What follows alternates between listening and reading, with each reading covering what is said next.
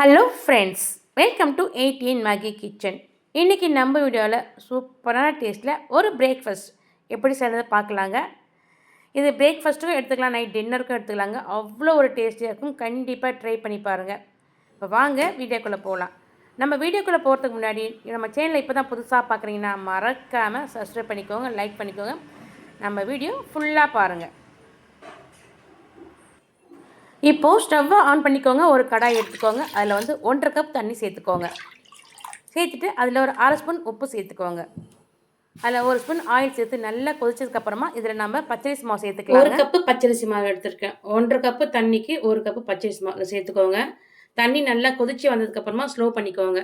நான் ஸ்லோ பண்ணி வச்சுருக்கேன். இப்போ நல்லா வந்து இதை கலந்து விட்டுக்கோங்க.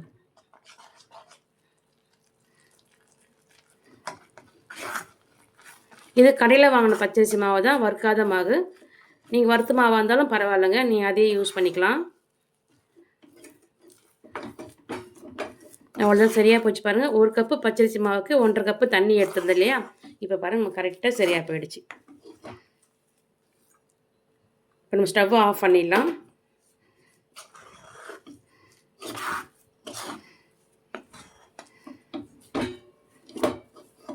நல்லா கட்டிகள் இல்லாமல் கலந்து விட்டுக்கோங்க.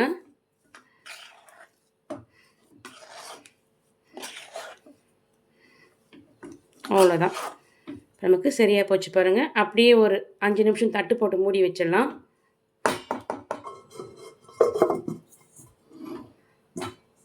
அவ்வளோதான், இருக்கட்டும். ஒரு பெரிய பவுல் ஒன்று எடுத்துக்கோங்க. அதில் 1 கப்பு நான் மைதா எடுத்திருக்கேன், அதை சேர்த்துக்கலாம். அந்த பவுலில் ஒரு 1/4 ஸ்பூன் நான் உப்பு எடுத்திருக்கேன், அதாவது சால்ட் உப்பு எடுத்திருக்கேன். ஒரு 1/2 ஸ்பூன் வந்து நெய் சேர்த்துக்கோங்க. இப்போ மாவு வந்து நல்லா வந்து கலந்து விட்டுடுங்க.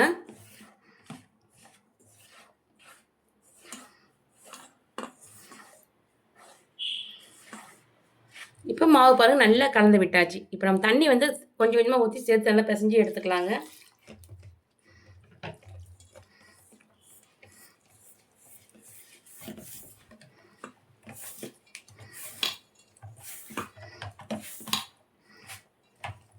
பாருங்கள் ஃப்ரெண்ட்ஸ், இப்போ மாவு நல்லா பிசைஞ்சு எடுத்துட்டோம். இந்த அளவுக்கு பிசைஞ்சா போதும். இப்போ நாம் இதில் வந்து எண்ணெய் சேர்த்துக்கலாம். ஃபஸ்ட்டு 1 ஸ்பூன் சேர்த்துருக்கேன், இப்போ 2ஆவது ஸ்பூனும் சேர்த்துக்கலாம். இப்போ மறுபடியும் நல்லா பிசைஞ்சு எடுத்துக்கலாங்க.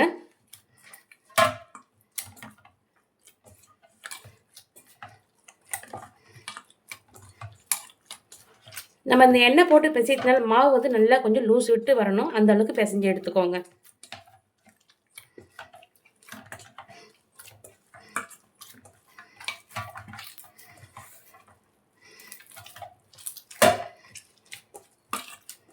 இப்போ பாருங்கள், மாவு வந்து நல்லா வந்து லூஸ் விட்டு வந்திருக்கு பாருங்கள். இந்த ஸ்டேஜுக்கு மாவு பிசைஞ்சு எடுத்தால் மட்டும் போதும்.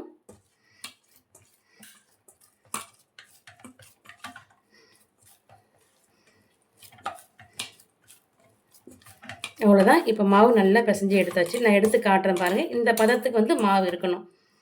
நம்ம கையை விட்டு அழுத்தோம்னா மாவு நல்லா விரல் உள்ள பதியணும், அந்த அளவுக்கு மாவு பிசைஞ்சிருக்கணும். ரொம்ப சாஃப்டாகவும் இருக்கணும். அவ்வளோதான். இதை நம்ம கொஞ்ச நேரம் ஒரு 10 நிமிஷம் அப்படி நம்ம ஊற விட்டுடலாம். தட்டு போட்டு மாவு வந்து வெயிட்டிங்கில் இருக்கட்டும். நான் பண்ணிட்டு பாருங்கள், தவா வச்சுருக்கேன். இதில் ஒரு 4லேருந்து ஒரு 5 ஸ்பூன் ஆயில் சேர்த்துக்கோங்க. இப்போ பன்னீர் பாருங்கள், ஒரு 1/4 கிலோ எடுத்திருக்கேன். நல்லா ஃப்ரெஷ்ஷாக எடுத்திருக்கேன். இது நம்ம அப்படியே இப்போது எண்ணெயில் வந்து பொரிச்சு எடுத்துடலாம். எண்ணெய் பாருங்கள், ஒரு நல்லா சூடாக இருக்குது. நம்ம இப்போ அப்படியே இதில் ஒவ்வொரு பீஸாக வச்சிடலாம்.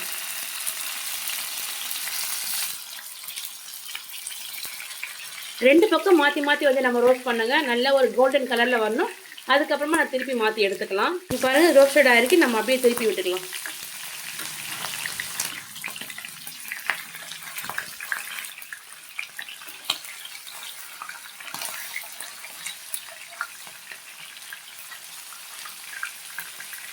இப்போ ஒரு பக்கம் திருப்பிட்டு பாருங்க, அந்த சைடு வந்து இதே போல் வந்து நல்லா கோல்டன் கலர் ரோஸ்டட் ஆகணும். நம்ம அதுக்கு வந்து வெயிட் பண்ணலாம்.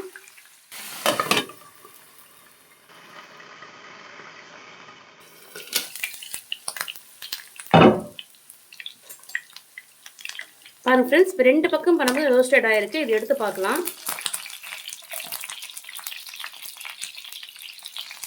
அவ்வளோதான் ரெடி ஆகிடுச்சு. இப்போ எடுத்து நம்ம இதை ஒரு பிளேட்டில் மாற்றி எடுத்துக்கலாம்.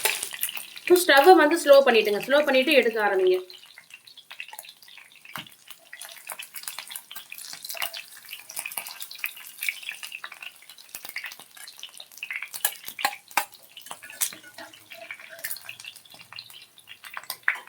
இப்போ 2 பக்கம் நல்லா ரோஸ்டடாக இருக்குது பாருங்கள். இந்த ஸ்டேஜில் எடுத்துக்கோங்க. ஸ்டவ்வை வந்து இப்போ ஆஃப் பண்ணிவிடுங்க. இப்போ நல்லா ஒழுங்கு ஆறி வந்திருக்கு. இது நம்ம சின்ன சின்ன பீசஸாக கட் பண்ணி எடுத்துக்கலாம்.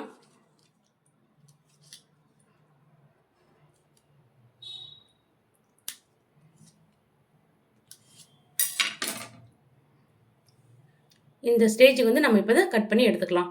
பாருங்கள் ஃப்ரெண்ட்ஸ், இப்போ பன்னீர் ரோஸ்ட் பண்ணது எல்லாமே நல்லா கரெக்டாக சின்ன சின்ன பீஸாக கட் பண்ணி எடுத்துருக்கோம்.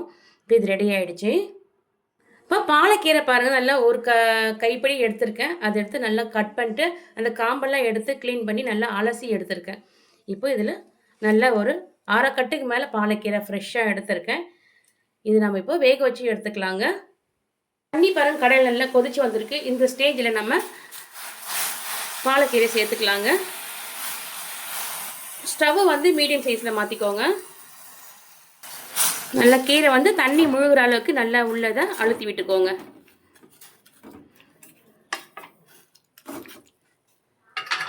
தட்டு போட்டு மூடி விட்டுலாங்க. ஃப்ரெண்ட்ஸ், கீரை வந்து பாருங்கள் ஒரு 4 நிமிஷம் நல்லா வெந்து வந்திருக்கு. இப்போ நம்ம ஸ்டேஜில் ஸ்டவ்வை ஆஃப் பண்ணிடலாம். ஆஃப் பண்ணிட்டு நம்ம கீரையை வந்து நல்லா ஆற விட்டுடலாம். அவ்வளோதான் பாருங்கள், கீரை நல்லா வெந்து வந்திருக்கு. இப்போ நமக்கு வந்து கீரை நல்லா வந்து ஆற விடணும். ஆற விட்டதுக்கப்புறமா நம்ம அரைச்சி எடுத்துக்கலாம். நம்ம பாலக்கீரை வேக வச்சுருக்கோம். நல்லா ஆறி வந்திருக்கு பாருங்கள். இந்த ஸ்டேஜில் நம்ம ஒரு மிக்சி ஜாரில் வந்து சேர்த்துக்கலாங்க. சேர்த்து ஒரு பேஸ்ட் பார்த்துக்கு நம்ம அரைச்சி கொண்டு வந்துடலாம். பாருங்கள் ஃப்ரெண்ட்ஸ், நல்ல ஒரு பேஸ்ட் பார்த்துக்கு நம்ம இதை அரைச்சி கொண்டு வந்துட்டோம். நம்ம பன்னீர் பொரிச்ச அந்த எண்ணெயை யூஸ் பண்ணிக்கலாங்க. இப்போ அதில் வந்து பாருங்கள் 1/2 ஸ்பூன் சீரகம், 1/2 ஸ்பூன் சோம்பு, ஒரு பட்டை, 2 ஏலக்காய், ஒரு பிரிஞ்சி இலை அதை சேர்த்துக்கலாம். கூடவே 4 காஞ்ச மிளகா அதையும் சேர்த்துக்கலாம்.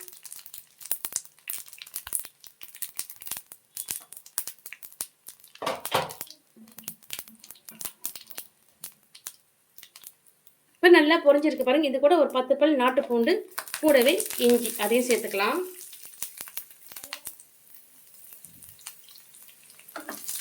இப்போ நல்லா பொரிஞ்சு வந்ததுக்கப்புறமா இது கூட வந்துட்டு நம்ம ஒரு 4 வெங்காயம் கட் பண்ணி எடுத்துருக்கேங்க, அதையும் சேர்த்துக்கலாம்.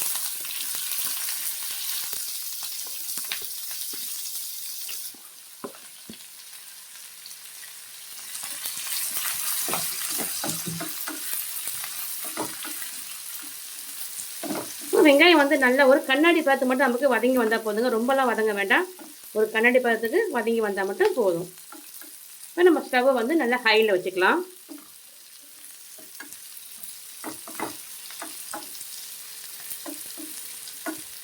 இப்போ இது கூட பாருங்கள் ஒரு 5 முந்திரி எடுத்துருக்கேன். கூடவே 6லேருந்து 7 8 பாதாம் எடுத்துருக்கேன். அதையும் சேர்த்துக்கோங்க. சேர்த்து நல்லா ஒரு தடவை கலந்து விட்டுருங்க. இப்போ பாருங்கள், வெங்காயம் வந்து நல்லா ஒரு கண்ணாடி பழத்துக்கு வதங்கி வந்திருக்கு. இந்த ஸ்டேஜில் நல்ல பழுத்த நாட்டு தக்காளி ஒரு 4 எடுத்துருக்கேன், அதையும் சேர்த்துக்கலாங்க. கூட பாருங்கள் ஒரு 1/2 ஸ்பூன் உப்பு சேர்த்துருக்கேன். நம்ம உப்பு சேர்த்து வதக்கி விட்டோம்னா நல்லா ஓரளவுக்கு நமக்கு நல்லா வதங்கி வரும். சட்டுன்னு வதங்கிடும். அதுக்காக உப்பு சேர்த்துருக்கேன்.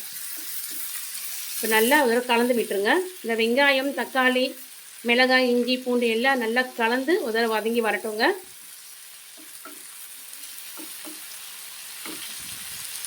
இப்போ நாம் இதை தட்டு போட்டு மூடிடலாம்.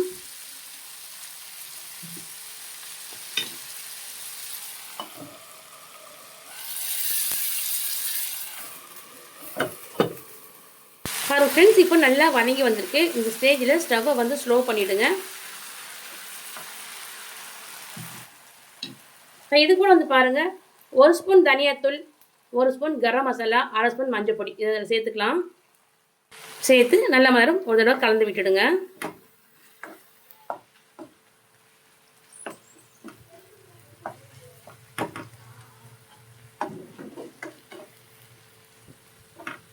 பாருங்கள் ஃப்ரெண்ட்ஸ், இப்போ நம்ம ஸ்டவ்வை ஆஃப் பண்ணிடலாம். ஆஃப் பண்ணிவிட்டு இது நல்லா ஆற விட்டுட்டு இதையும் நம்ம ஒரு பேஸ்ட் பார்த்துக்கு அரைச்சி எடுத்துக்கலாங்க.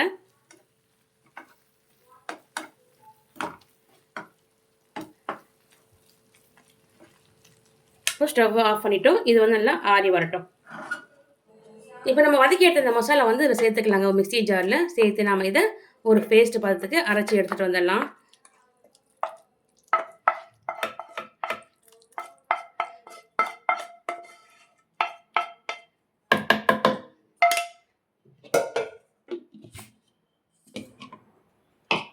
பாருங்கள் ஃப்ரெண்ட்ஸ், இப்போ நல்லா இதில் அரைச்சி எடுத்துகிட்டு வந்துட்டோம். இப்போ நம்ம ஸ்டவ்வை ஆன் பண்ணிக்கலாம். பாருங்கள் நல்லா காஞ்சிருக்கு. இதில் 2 ஸ்பூன் ஆயில் சேர்த்துக்கலாம். எண்ணெய் நல்லா காஞ்சதுக்கப்புறமா ஒரு 1/2 ஸ்பூன் இஞ்சி பூண்டு விழுது அது சேர்த்துக்கலாம். இந்த மசாலா நல்லா பச்சை வாசனை போனதுக்கப்புறமா நம்ம அரைச்சி வச்ச இந்த பாலக்கீரையை அதில் சேர்த்துக்கலாங்க.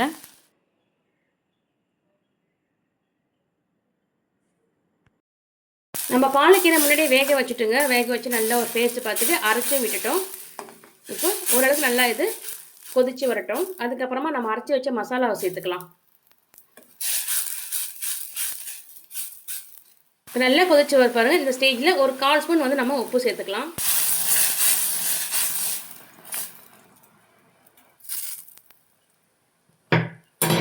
பாருங்கள் ஃப்ரெண்ட்ஸ், இப்போ நம்ம அரைச்சி வச்ச இந்த மசாலா அதையும் சேர்த்துக்கலாம். இப்போ ஜாரில் கொஞ்சம் தண்ணி சேர்த்து நம்ம நல்லா ஜாரை அழைச்சிட்டு அதை சேர்த்துக்கிட்டோம். இப்போ பாலக்கீரை மசாலா எல்லாம் நல்லா சேர்த்து ஒரு தடவை கலந்து விட்டுருங்க. கலந்து விட்டு ஒரே ஒரு கொதி வந்தால் போதுங்க. நம்ம ரெடி பண்ணி வச்சுக்கிற ரோஸ்ட் பண்ணி வச்சுக்கிற பன்னீர் வந்து அதில் சேர்த்துக்கலாம். இந்த ஸ்டேஜில் வந்து உப்பு இருக்கான்னு சரி பண்ணி பார்த்துக்கோங்க.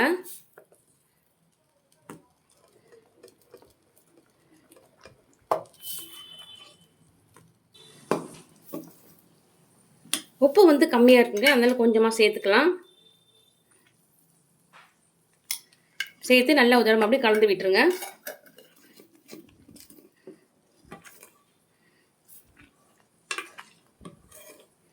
அவ்வளோதான் பாருங்கள். இப்போ நமக்கு ஒரு கொதி வந்திருக்கு. இப்போ நம்ம இந்த ஸ்டேஜில் பன்னீர் சேர்த்துக்கலாம்.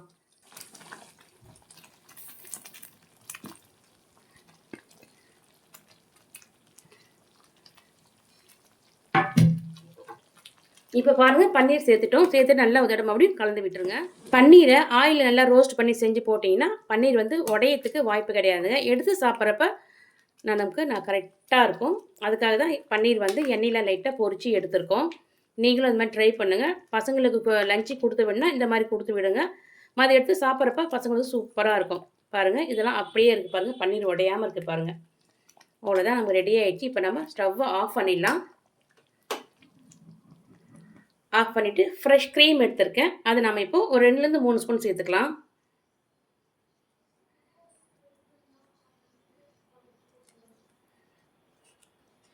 சேர்த்துட்டு ஒரு தடவை கலந்து விட்டுருங்க.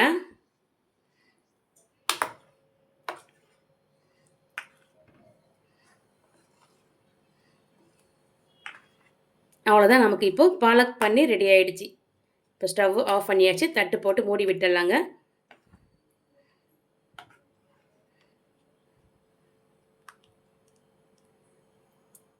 இப்போது பச்சரிசி மாவு ரெடி பண்ணி வச்சுருந்தோம். நல்லா சூடு ஆறி வந்திருக்குங்க. இப்போ இதில் நல்லா கையை விட்டு பிசைஞ்சு எடுத்துக்கோங்க.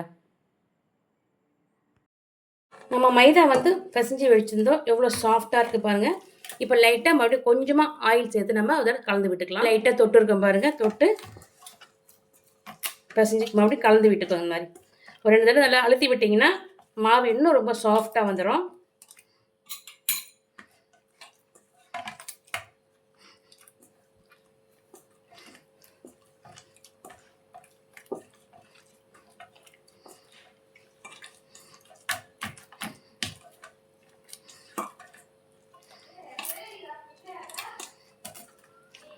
அவ்வளோதான் பாருங்க ஃப்ரெண்ட்ஸ். இப்போ இதுலேருந்து நான் 2 உருண்டை எடுத்துக்கிறேன். இந்த அளவுக்கு 2 சைஸ் எடுத்து வச்சுக்கோங்க.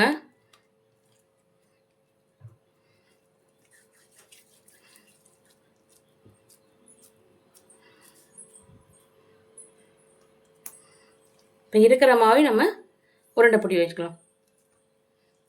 நம்ம ரெடி பண்ண மாவு வந்து ஒரு 6 உருண்டைக்கு வந்திருக்குங்க.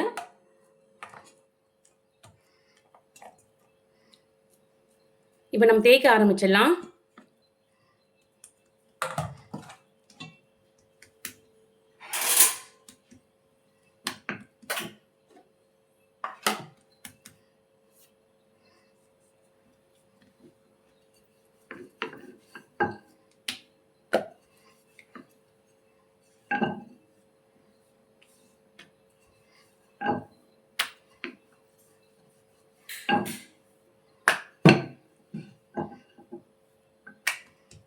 இப்போ நாம் இந்த ஸ்டேஜுக்கு வந்து திரட்டி எடுத்துருக்கோம்.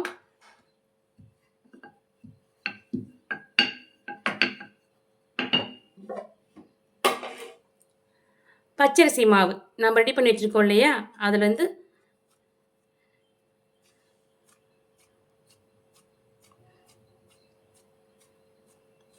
இந்த அளவுக்கு நான் உருட்டி எடுத்துருக்கேன் பாருங்கள்.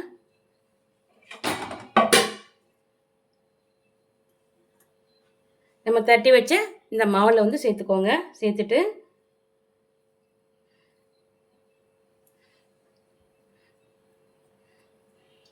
அப்படியே உருட்டி மாவை நல்லா ஒன்றா சேர்த்துட்டு மேலே இருக்கிற மாவை மட்டும் கொஞ்சமாக எடுத்துருங்க. அவ்வளோதாங்க.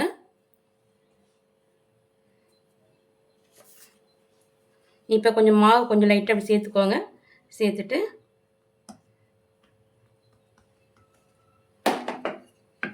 இப்போ நம்ம தேய்க்க ஆரம்பிச்சிடலாம்.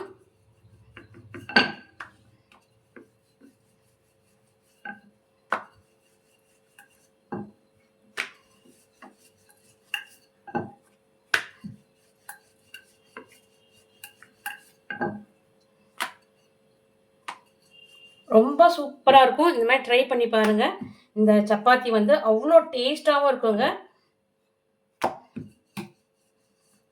உங்களுக்கு எந்த அளவுக்கு நைஸாக தேய்க்க வருமோ அந்த அளவுக்கு நைஸாக தேய்ச்சி எடுத்துக்கோங்க.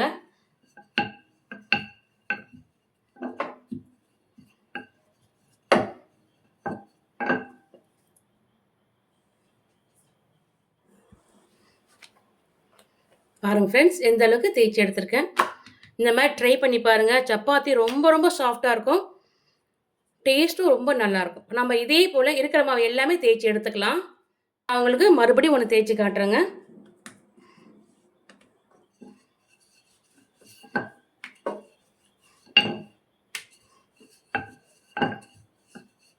இப்போ இந்த அளவுக்கு தேய்ச்சி எடுத்துக்கிட்டோம். பச்சரிசி மாவு நல்லா அழகாக ஒரு உருண்டையை உருட்டி எடுத்துக்கிட்டோம். நம்ம தேய்ச்சி வச்சு இந்த மாவு மேலே வச்சுக்கலாங்க. வச்சுட்டு அப்படியே வந்து பச்சரிசி உருண்டையை வந்து மூடிடுங்க. மூடிட்டு நல்லா ரவுண்டு பண்ணி எடுத்துக்கோங்க. அந்த மேலே இருக்கிற மாவை அப்படியே கிள்ளி எடுத்துருங்க. அவ்வளோதான். இப்போ மறுபடியும் கொஞ்சம் மாவு அப்படியே உதுத்துக்கோங்க. உதுத்துட்டு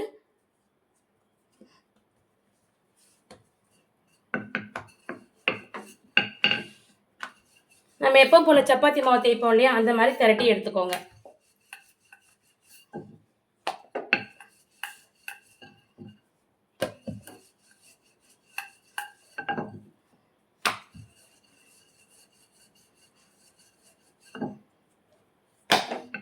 தேய்க்கிறதுக்கு ரொம்ப ஈஸியாக இருக்குங்க. அவ்வளோ சாஃப்டாக இருக்குது தேய்க்கிறதுக்கு.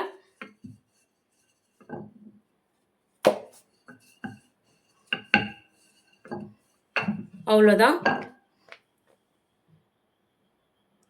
நம்ம சப்பாத்திக்கு எந்த அளவு தேய்க்கிறோமோ அதே அளவு தான் தேய்ச்சிருக்கோம். நம்ம மைதாக்குள்ளே இந்த பச்சரிசி மாவு வச்சு தேய்ச்சதே தெரியல பாருங்கள். அந்த அளவுக்கு ரொம்ப ஸ்மூத்தாக இருக்குது தேய்க்கிறதுக்கு. சாப்பிட்றதுக்கும் ரொம்ப சாஃப்டாக இருக்குங்க.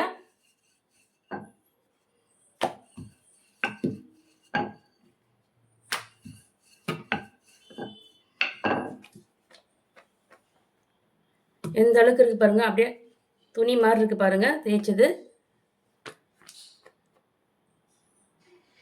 இப்போ நம்ம தவா சூடாக இருக்குது, போட்டு எடுத்துடலாம். தவா வந்து நல்லா காஞ்சி வந்திருக்கு. இப்போ இந்த ஸ்டேஜில் நம்ம போட ஆரம்பிச்சிடலாம்.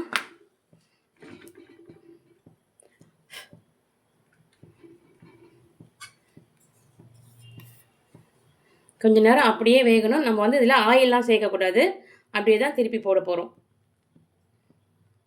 பாருங்கள் ஃப்ரெண்ட்ஸ், இப்போ நம்ம திருப்பி விட்டுக்கலாம்.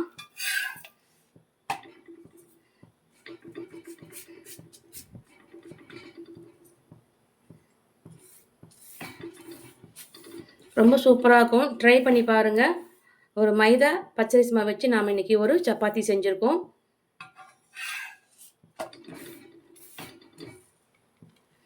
பாருங்கள் அப்படியே உப்பி வருது பாருங்கள்.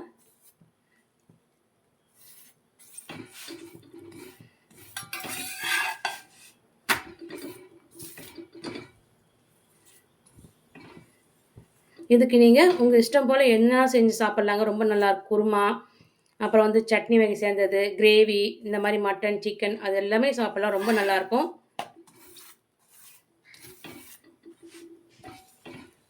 இது வந்து நான் ஆயில் சேர்த்துக்கல பாருங்கள். ஆயில் இல்லாமல் தான் வந்து நான் வந்து சப்பாத்தி போட்டு எடுத்துகிட்ருக்கேன்.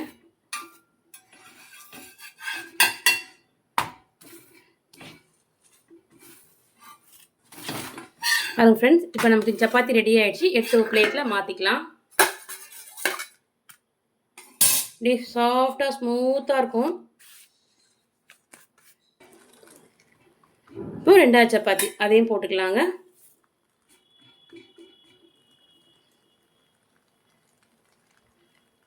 இப்போ திருப்பி விட்டுக்கலாம்.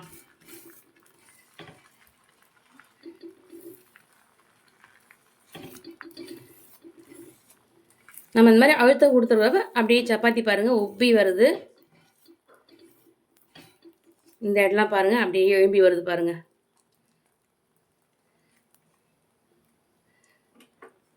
இப்போ நம்ம திருப்பிக்கலாம்.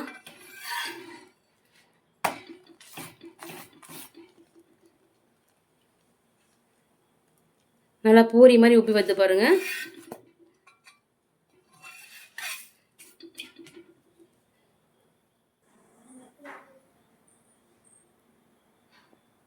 இப்போ ரெடி ஆயிடுச்சு, எடுத்துடலாம்.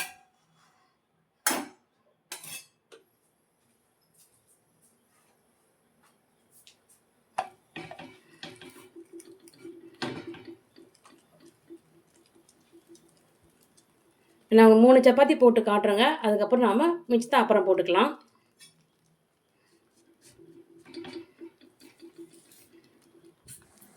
பாருங்கள் ஃப்ரெண்ட்ஸ், நம்ம வந்து ஆயிலே சேர்க்கல. ஆனால் பாருங்கள் சப்பாத்தி எந்த அளவுக்கு அழகாக உப்பி வருதுன்னு.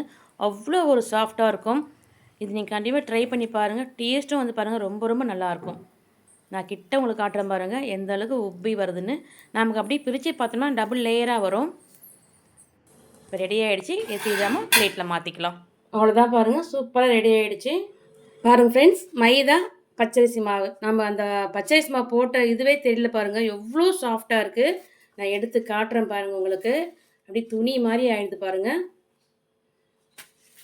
இது நமக்கு இப்போ உள்ளே வந்து பார்த்திங்கன்னா டபுள் லேயராக இருக்குது. நான் எடுத்து காட்டுறேன் பாருங்கள்.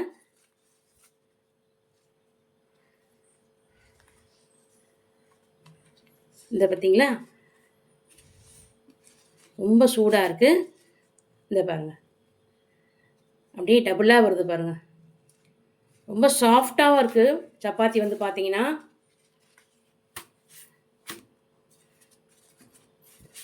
இதுக்கு நாம் வந்து கூட தொட்டு சாப்பிட்றதுக்கு பாலக் பன்னீர் செஞ்சுருக்கேன். நல்ல சுட சுட சப்பாத்தி மேலே இந்த பாலக் பன்னீரை சேர்த்து சாப்பிட்டு பாருங்கள், அவ்வளோ டேஸ்ட்டாக இருக்கும். நான் சொன்னது போல் பன்னீர் தான் கிடையாதுங்க. இது கூட நம்ம சிக்கன் குழம்பு, மட்டன் குழம்பு, கிரேவி, தக்காளி சட்னி இந்த மாதிரி எல்லாமே சாப்பிடலாம். அதுவும் ரொம்ப ரொம்ப நல்லாயிருக்கும். கண்டிப்பாக இந்த சப்பாத்தி ட்ரை பண்ணி பார்த்துட்டு இந்த பன்னீர் குழம்பும் எப்படி இருக்குது ட்ரை பண்ணி பார்த்து ஒரு கமெண்ட் சொல்லுங்கள். பாருங்கள் ஃப்ரெண்ட்ஸ், இந்த வீடியோ நான் உங்களுக்கு பிடிச்சிருக்குன்னு எதிர்பார்க்குறேன். அப்படி பிடிச்சிருந்தால் நம்ம ATN மேகி சேனலை போய் மறக்காமல் சப்ஸ்கிரைப் பண்ணிக்கோங்க.